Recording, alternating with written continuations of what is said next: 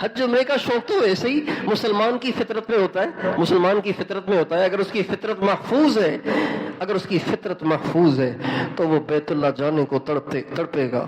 اگر اس کی فطرت محفوظ ہے تو وہ مدینے جانے کو تڑپے گا، چاہے کتنا گناہ گار مسلمان کیوں نہ ہو. ایک عجیب بات یاد آ گئی مجھے.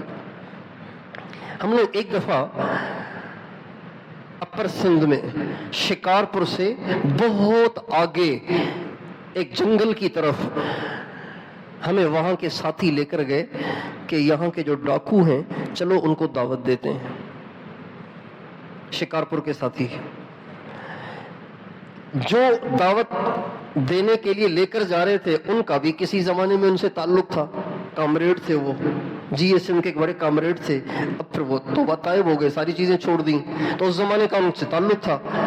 کہنے لگے چلو ان کے بعد گشت پہ چلیں.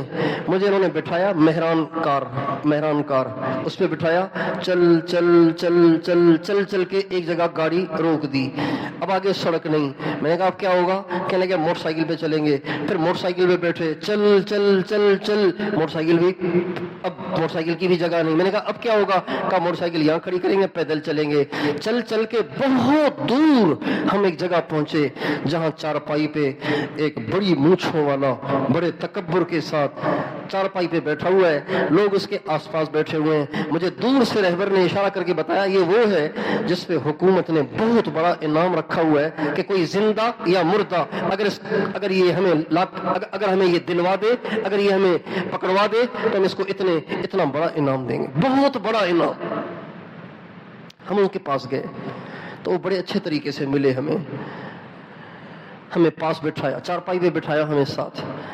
ہم نے بات شروع کی، دعوت دی، لیکن دعوت دیتے ہوئے ایسے محسوس ہو رہا تھا جیسے دیوار پہ مار رہا ہوں. دعوت آدمی دیتا ہے تو اگلا سنتا ہے، توجہ دیتا ہے، اس پہ اثر ہوتا ہے، لیکن ایسے لگ رہا ہے جیسے دعوت دیوار پہ لگ رہی ہے، اگلا ہل کے ہی نہیں دے رہا.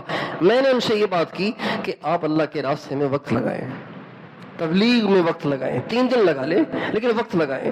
زندگی اپنی تبدیل کریں، اللہ سے تعلق بنائیں. زندگی پہ کوئی بھروسہ نہیں، پتہ نہیں کب مر جائیں، یہ سب یہاں پڑا رہے گا. یہ ساری تفصیل سے بات ہوئی، ہاں کرتا رہا. جب بات ختم ہو گئی اور ہم اٹھ کے جانے لگے اور ہم نا امید ہو گئے کہ اس بیچارے پہ اثر نہیں ہو رہا، پتہ نہیں یہ سمجھ ہی نہیں رہا ہماری بات کو اور ہاں کر رہا ہے بس. جب ہم اٹھنے لگے تو اس نے میرا ہاتھ پکڑ کے کہا سائیں ایک دعا کریں گے میرے لیے؟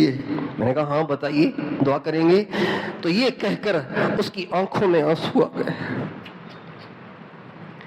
رونے لگا. پھر کہنے لگا مولانا صاحب آپ میرے لیے دعا کرنا، اللہ تعالیٰ مجھے ایک دفعہ مدینہ دکھا دے.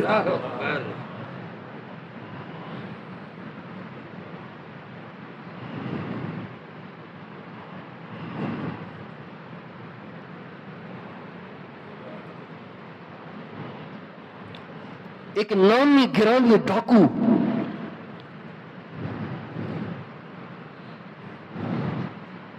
سینکڑوں لوگوں کا قاتل، لیکن مدینے کو دیکھنے کی طلب اللہ تعالیٰ نے اس میں بھی رکھی.